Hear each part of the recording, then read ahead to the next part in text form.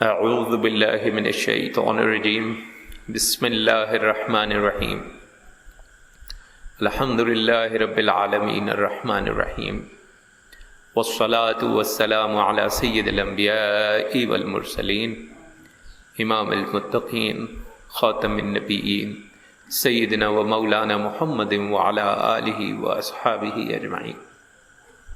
قرآن مجید میں سورہ المائدہ کے اندر آیت 35 میں اللہ تبارک و تعالی نے وسیلہ اختیار کرنے کا حکم دیا ہے، لیکن ایک بات سمجھنی بہت ضروری ہے جو وقتاً فوقتاً میں کہتا رہا ہوں کہ عربی میں جو لفظ ہوتا ہے اردو میں اس کے مقابلے پہ جو لفظ ہے ضروری نہیں ہے کہ وہی اس کا مطلب بھی ہو۔ عربی میں جو لفظ ہوتے ہیں وہ بہت وسیع معنوں میں ہوتے ہیں اور اس کے کئی معنی اور کئی کیفیات اور کئی حالتیں ہو سکتی ہیں جب ہم ان کو کسی زبان میں ترجمہ کرتے ہیں۔ تو جب ہم اردو میں بات کرتے ہیں تو جو لفظ ہم اردو میں استعمال کرتے ہیں وہ عربی کے اس لفظ کے جتنے مختلف مطلب بنتے ہیں ان میں سے کوئی ایک ہوتا ہے، باقی اس میں نہیں ہوتے۔ عربی جو ہے وہ بہت فصیح، بہت بلیغ، بہت کمال کی زبان ہے۔ میرا یہ ماننا ہے کہ عربی زبان میں ہمارے پاس قرآن مجید ہے، قرآن مجید کا میرا ماننا ہے کہ ترجمہ ممکن ہی نہیں ہے، لیکن ہم کرتے ہیں، ٹھیک ہے، کیونکہ بہرحال جو لوگ عربی نہیں سمجھتے ہیں ان کو بھی ہم نے سمجھانا ہے۔ تو جب ہم ترجمہ کرتے ہیں تو وہ اس کی تمام کیفیات کو لفظی اگر طریقے سے بیان کرنے کی کوشش کریں تو نہیں ممکن۔ اسی لیے بہت سے ہمارے مفسرین نے اور جن لوگوں نے ترجمے کیے انہوں نے کوشش یہ کی کہ لفظی ترجمے سے بچا جائے اور ترجمہ مفہوم کے انداز میں پیش کیا جائے تاکہ زیادہ سے زیادہ کوشش کی جا سکے کہ وہ تمام کیفیات وہاں پہ جو ہیں وہ بیان ہو جائیں۔ اب ہمارے ہاں پر یہ لفظ وسیلہ، اس پہ اچھی خاصی لے دے لگی رہتی ہے، آپس میں جھگڑے بھی ہوتے ہیں۔ کوئی کہتا ہے فلاں وسیلے کو نہیں مانتا، کوئی کہتا ہے میں وسیلے کو نہیں مانتا۔ ابھی چند دن پہلے ہی میرے ایک شاگرد نے مجھ سے بات کر رہا تھا تو کہنے لگا جناب میں تو وسیلے کو نہیں مانتا۔ ہمیں بھی احتیاط کرنی چاہیے، وسیلے کی اگر کئی قسمیں ہیں، اگر اس میں سے کسی ایک قسم کو یا کسی دو قسم کو کوئی نہیں مانتا تو نہ مانے، اس میں ایسی کوئی جھگڑے والی بات نہیں ہے۔ اور اس کی ایک اور وجہ بھی ہے جو میں ابھی ٹھہر کر بیان کروں گا۔ اچھا، سب سے پہلے تو میں کچھ اقسام بیان کر دیتا ہوں تاکہ پتہ چل جائے کہ بات کیا ہو رہی ہے۔ ایک وسیلہ تو یہ ہے کہ اللہ تبارک و تعالی کو اس کی اپنی صفات کا وسیلہ دیا جائے۔ یا اللہ تو کریم ہے، تو رحیم ہے، تو غفار ہے، تو ستار ہے، اس کو اس کی صفات کا واسطہ دیا جائے، اس کی صفات کا وسیلہ اختیار کیا جائے۔ اس پہ کسی مکتبہ فکر کو کوئی اختلاف نہیں۔ وہ جو کہتے ہیں کہ ہم وسیلے کو نہیں مانتے وہ بھی اس وسیلے کو مانتے ہیں۔ اب اس میں آپ چاہے یہ کہہ دیں کہ یا اللہ مثلا رزق کا کسی وجہ سے تنگی محسوس ہو رہی ہے، چاہے ہم یہ کہہ دیں کہ یا اللہ تو رزاق ہے میری مدد فرما، تو بھی وسیلہ ہو گیا۔ اور اگر آپ کہیں کہ یا اللہ تو رزاق ہے، تجھے تیری رزاقی کا واسطہ ہے، اس کے وسیلے سے مانگتا ہوں، تو بھی وسیلہ ہو گیا۔ وہ بھی وسیلہ ہی ہے، یہ نہ سمجھا جائے کہ وہ وسیلہ نہیں ہے۔ اگر لفظ وسیلہ نہیں ہم نے بیچ میں بولا تو اس کا مطلب نہیں ہے کہ وسیلہ نہیں ہے۔ ہم نے کہا یا اللہ تو رزاق ہے، میں پریشان ہوں، میری مدد فرما، وسیلہ ہے۔ تو اللہ کو اس کی صفات کے وسیلے سے پکارنے میں کسی کو کوئی اختلاف نہیں۔ دوسرا طریقہ یہ ہے کہ ہم اللہ تبارک و تعالیٰ کو اپنے کسی ایسے عمل کا وسیلہ پیش کریں جو ہم نے خالص یا اللہ کے لیے کیا ہے یا اللہ کے خوف سے کیا ہے، اس پہ بھی کسی کو کوئی اختلاف نہیں، بلکہ اس پہ صحیح حدیث پیش کی جاتی ہے جس کے مطابق آپ نے بھی قصہ سنا ہوگا کہ وہ 3 لوگ ایک غار میں بند ہو گئے اور ایک پتھر آ کے آگے گر گیا انہوں نے ہٹانے کی کوشش کی، نہ ہٹا سکے، انہوں نے کہا آئیں ہم تینوں اپنا ایک ایک عمل جو ہم نے خالصتاً اللہ کے لیے کیا ہے وہ اللہ کی بارگاہ میں پیش کرتے ہیں اور دعا کرتے ہیں۔ پہلے نے کہا تو تھوڑا سا پتھر ہل گیا، دوسرے نے اپنا عمل پیش کیا، پتھر اور ہل گیا، تیسرے نے عمل پیش کیا تو پتھر پورا ہل گیا، راستہ کھل گیا۔ یہ وسیلہ، اس پہ بھی کسی کو کوئی اختلاف نہیں۔ ہاں، ہمارا عمل خالصتاً اللہ کے لیے ہو، ہاں ہم نے یا اللہ کی محبت میں، یا اس لیے کہ اللہ اس کا حقدار ہے، یا اس لیے کہ ہمیں اللہ سے خوف آیا۔ جیسے اگر کوئی گناہ کرنے کا ارادہ تھا اور اللہ کا خوف دل میں آیا اور میں نے کہا کہ نہیں میں یہ گناہ نہیں کروں گا، تو یہ بھی اسی میں آ جاتا ہے۔ ایسے اعمال کا ہم وسیلہ پیش کر سکتے ہیں۔ خالصتاً اللہ کے لیے ذکر کیا، ہم وہ بھی اللہ کی بارگاہ میں وسیلہ پیش کر سکتے ہیں، اس پہ بھی کسی کو کوئی اختلاف نہیں۔ کسی نیک پرہیزگار انسان سے جا کر کہنا کہ آپ میرے لیے دعا کریں، یہ بھی وسیلے ہی کی ایک قسم ہے، اس پہ بھی کسی کو کوئی اختلاف نہیں ہے۔ ہر مکتبہ فکر کے لوگ اپنے بزرگوں کے پاس، اپنے علماء کے پاس، اپنے مشائخ کے پاس جاتے ہیں اور ان سے دعا کراتے ہیں۔ پھر کسی نیک پرہیزگار آدمی جو موجود ہے، زندہ ہے، ظاہر میں زندہ ہے، اس کا وسیلہ اللہ کو پیش کرنا، اس پہ بھی کوئی اختلاف نہیں ہے۔ اور اس پہ صحیح حدیث پیش کی جاتی ہے کہ جس کے مطابق صحابہ اکرام رضوان اللہ تعالی علیہم اجمعین بارش کی دعا کے لیے حضور اکرم صلی اللہ علیہ وسلم کا وسیلہ پیش کرتے تھے۔ پھر ہم جب دعا مانگنے سے پہلے اللہ کی حمد بیان کرتے ہیں، درود شریف پڑھتے ہیں اور پھر دعا مانگتے ہیں، اور دعا کے بعد پھر درود شریف پڑھتے ہیں، یہ بھی وسیلہ ہے، اس پہ بھی کسی کو کوئی اختلاف نہیں۔ یعنی وسیلے کی اتنی ساری اقسام ہیں اور کسی پہ ابھی تک کوئی کسی کو اختلاف نہیں ہے۔ ایسی خامخواہ جھگڑنے کی ہمیں کسی سے ضرورت نہیں ہے۔ وہ کہتا میں نہیں مانتا تو ٹھیک ہے بھائی، نہیں مانتا، کر وہ بھی رہا ہے، ہاں یہ کہ ان میں سے کوئی قسم کر رہا ہوگا۔ اب آتے ہیں دو اقسام ایسی ہیں جن پہ اصل میں جھگڑا ہے۔ ایک یہ ہے کہ وہ شخص جو اب ظاہری طور پر اس دنیا میں نہیں رہا، اس دنیا سے کوچ کر گیا ہے، کیا اس کا وسیلہ دیا جا سکتا ہے یا نہیں بھی کیا جا سکتا؟ ایک یہ ہے جس پہ اختلاف ہے۔ جو لوگ کہتے ہیں کہ نہیں کیا جا سکتا، وہ پیش کرتے ہیں وہی حدیث ثبوت کے طور پہ جس میں صحابہ کرام رضوان اللہ تعالیٰ علیہ مجمعین حضور اکرم صلی اللہ علیہ وسلم کے وسیلے سے دعا کیا کرتے تھے بارش کے لیے۔ اسی حدیث میں آگے لکھا ہوا ہے کہ رسول اللہ صلی اللہ علیہ وسلم کے وصال مبارک کے بعد حضرت عمر رضی اللہ تعالیٰ عنہ نے جب دعا کی تو انہوں نے پھر حضور اکرم صلی اللہ علیہ وسلم کا وسیلہ پیش نہیں کیا، بلکہ آپ کے چچا عباس رضی اللہ تعالیٰ عنہ کا وسیلہ پیش کیا۔ وہ یہ ثبوت کے طور پہ پیش کرتے ہیں کہ بھئی جناب یہ دیکھیے، اس لیے ہم ایسے کسی بھی وسیلے کو جو شخص اس دنیا سے ظاہراً کوچ کر گیا ہے، اس کا وسیلہ ہم اس وجہ سے جائز نہیں سمجھتے۔ اچھا، دوسری طرف ایک گروہ ہے جو اس کو بھی جائز سمجھتا ہے، وہ بھی ایک روایت پیش کرتا ہے۔ جو پہلی بات تھی کہ حضور اکرم صلی اللہ علیہ وسلم کا وسیلہ پیش کیا بارش کی دعا کے لیے، اسی طرح ایک اور روایت موجود ہے ہمارے پاس کہ ایک نابینا صحابی کو حضور اکرم صلی اللہ علیہ وسلم نے دعا کا طریقہ بتایا کہ تم یہ دعا پڑھو، اور اس کے اندر حضور اکرم صلی اللہ علیہ وسلم کا نہ صرف وسیلہ تھا بلکہ ان کی پکار بھی تھی، اور کہا گیا کہ بھئی یہ تم پڑھو تو تمہاری آنکھیں جو ہیں وہ ٹھیک ہو جائیں گی، اور وہ آنکھیں واقعی ٹھیک ہو گئیں۔ اور جو لوگ آپ کے وصال مبارک کے بعد آپ کے وسیلے کو جائز سمجھتے ہیں، وہ اسی کا ایک اور انداز پیش کرتے ہیں۔ وہ یہ کہتے ہیں کہ حضرت عثمان ابن عفان رضی اللہ تعالی عنہ نے حضور اکرم صلی اللہ علیہ وسلم کے وصال مبارک کے بعد یہی دعا کسی اور کو بھی سکھائی۔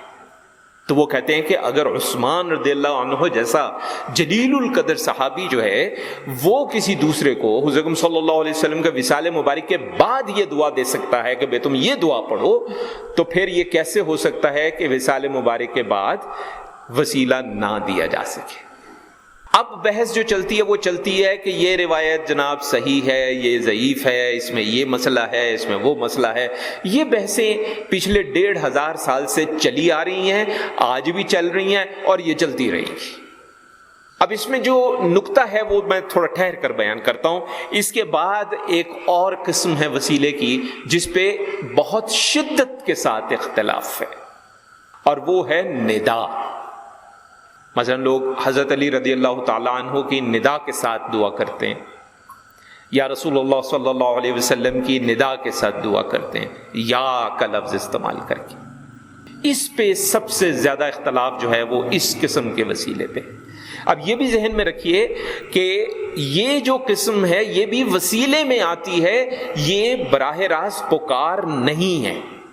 جو لوگ اس کو براہ راست پکار سمجھتے ہیں وہ غلطی پر ہیں، اور اس پہ مختلف مکاتب فکر کے ائمہ نے اور علماء نے لکھا ہے. جیسے بریلوی مکتبہ فکر کے بانی اور امام، وہاں بھی فتویٰ یہی ہے کہ یہ وسیلہ ہے، براہ راست پکار نہیں ہے. میں پورا ظاہر فتویٰ تو نہیں بیان کر رہا، صرف اس کا مفہوم بیان کر رہا.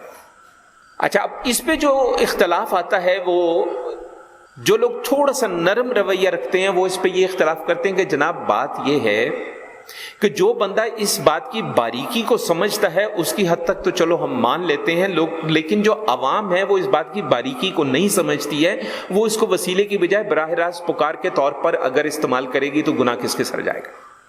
تو ہمارے جو مشائخ ہیں، اہل تصوف کی بات کروں میں اب، پیران عظام، بزرگان دین علیہم الرحمہ، وہ جو علم والے ہیں اور عمل والے ہیں، بے علم اور بے عملوں کی بات نہیں کر رہا میں، انہوں نے اس کا جو حل پھر تجویز کیا ہے وہ یہ کیا ہے کہ خواص اس بات کو چونکہ سمجھتے ہیں ان کی حد تک تو چلو ٹھیک ہے، عوام چونکہ اس بات کو نہیں سمجھتے ہیں تو اس کا انداز تھوڑا سا بدل دیا جائے.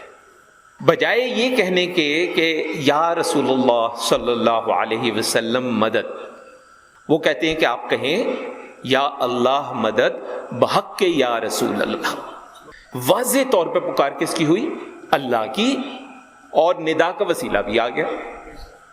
تو وہ یہ کہتے ہیں کہ یہ جو عوام ہے اس کو چونکہ اس قسم کے وسیلے سے بہرحال غلط فہمی کا ایک امکان ہے، تو اس لیے بہت مناسب ہے کہ تھوڑا سا انداز کو بدل لیا جائے اور عوام کی تعلیم کی جائے، تربیت کی جائے، اس کے بعد پھر ایک علیحدہ معاملہ ہے. یہ جو وسیلہ ہے اس پہ بھی اختلاف شروع سے ہے، آج بھی ہے اور یہ رہے گا. تو یہ دو قسم کے وسیلے ہیں جن پہ اختلاف چلتا ہے.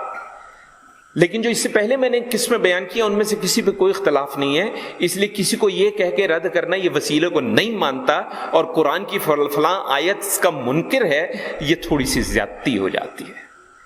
نقطہ جو ہے خاص طور پہ یہ جو آخری دو قسمیں ہیں، کیونکہ مسئلہ یہی ہے کہ عوام کی غلط فہمی سے بچنے کے لیے کیا کیا جائے. نقطہ یہ ہے کہ جب وسیلہ کیا جاتا ہے وسیلے کو الہ نہیں بنایا جاتا. قرآن مجید میں بھی جہاں مذمت آئی ہے وہاں پہ یہی آئی ہے کہ یہ وہ لوگ ہیں جنہوں نے وسیلے کو اپنا الہ بنا لیا تھا، اپنی خواہشوں کو اپنا الہ بنا لیا تھا، وغیرہ وغیرہ. اس طرح سے علامہ سب کچھ ایسے ہی ہے. تو جو لوگ وسیلے کو الہ بنا لیتے ہیں وہ یقیناً گمراہ ہیں. جو لوگ یہ سمجھتے ہیں کہ وسیلے کے بغیر دعا ہو ہی نہیں سکتی وہ بھی غلط ہے.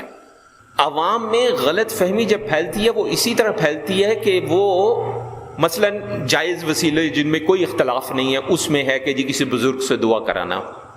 مجھے موقع ملا ایسے لوگوں سے ملنے کا، خود دعا کرنا چھوڑ دی ہے اس لیے کہ وہ سمجھتے ہیں کہ دعا ہماری کیوں سنی جائے گی.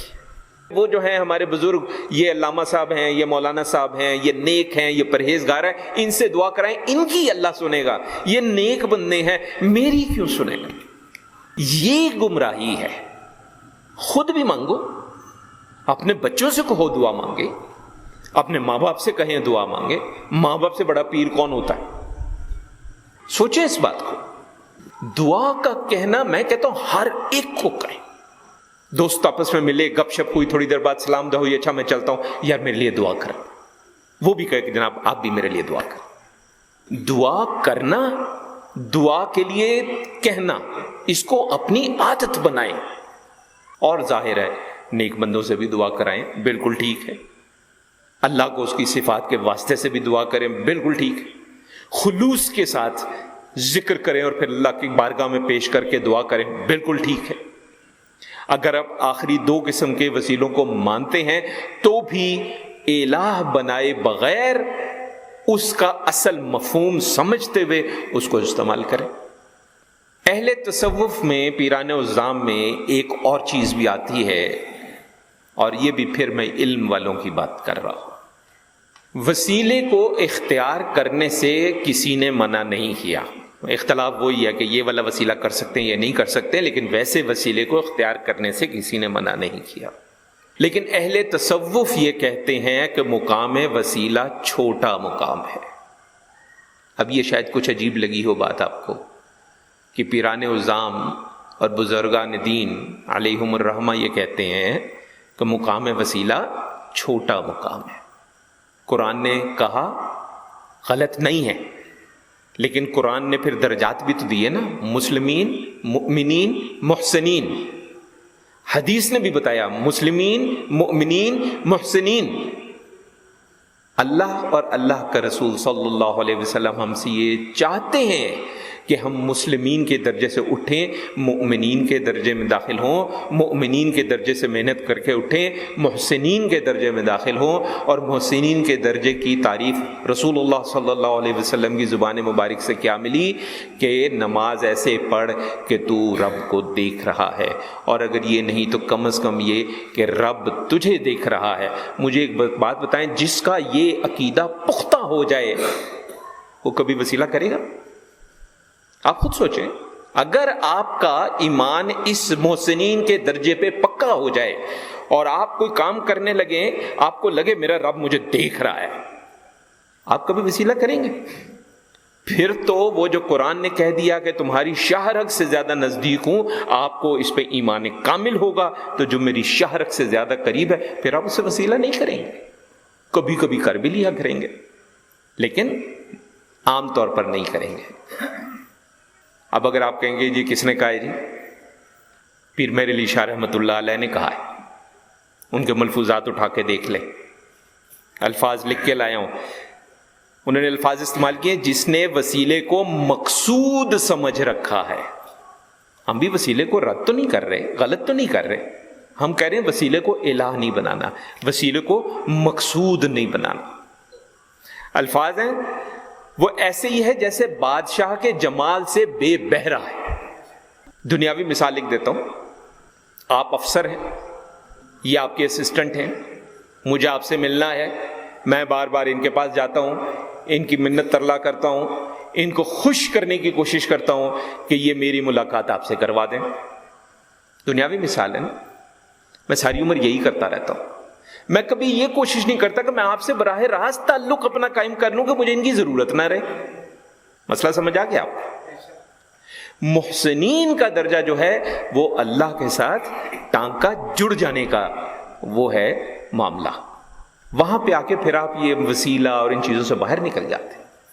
لیکن اب ایک نقطہ آخری اور عرض کر دوں، آپ کو پتہ ہے کہ روز قیامت رسول اللہ صلی اللہ علیہ وسلم ہمارے لیے شفاعت فرمائیں گے، یہ ہمارا ایمان ہے، لیکن قرآن یہ بتاتا ہے کہ کس کس کے لیے یہ سفارش اور یہ وسیلہ کام نہیں کرے گا۔ سورہ المدثر آیات 40 سے 48 تک آپ پڑھیے، ترجمے کے ساتھ، تفسیر کے ساتھ، کس کس پہ وسیلہ کام نہیں کرے گا؟ یہ والا بے نمازی پہ نہیں کرے گا۔ نماز نہیں پڑھتے، قرآن میں لکھا ہے، پوچھا جائے گا تمہیں جہنم میں کیوں پہنچے، وہ کہیں گے ہم نماز نہیں پڑھتے تھے۔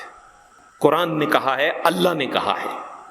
اس کے علاوہ وہ لوگ جو مسکینوں کو کھانا نہیں کھلاتے، اس پہ سفارش کام نہیں کرے گی۔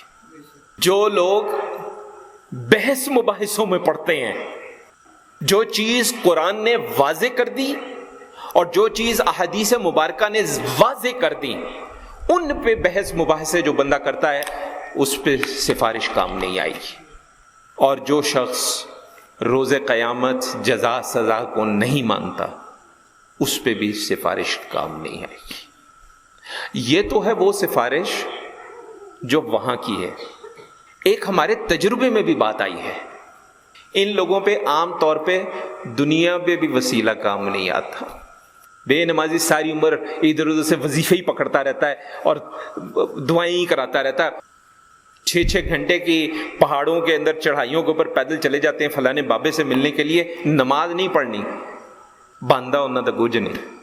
یہ جو چیزیں قرآن نے کہی ہیں نا آخرت کے لیے، یہ خالی آخرت کے لیے نہیں ہے، یہ اس دنیا کے لیے بھی ہیں۔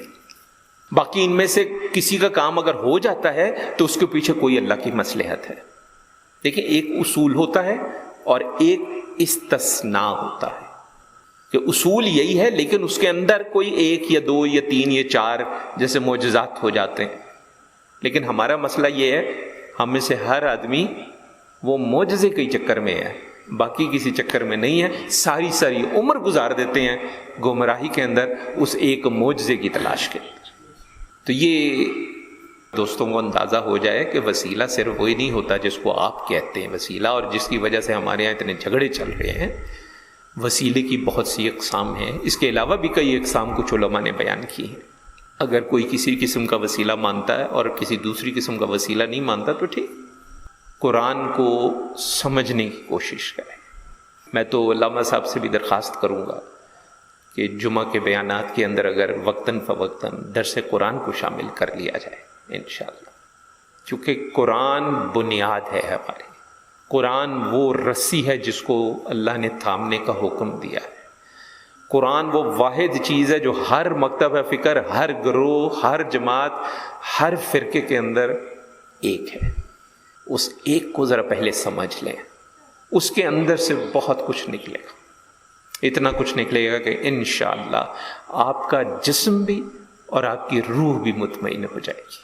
تو اللہ تعالی ہمیں ذوق و شوق عطا فرمائے۔ صلی اللہ علی خیر خلقہ سیدنا و مولانا محمد وعلی آلہ و اصحابہ اجمعین برحمتک یا ارحم الراحمین۔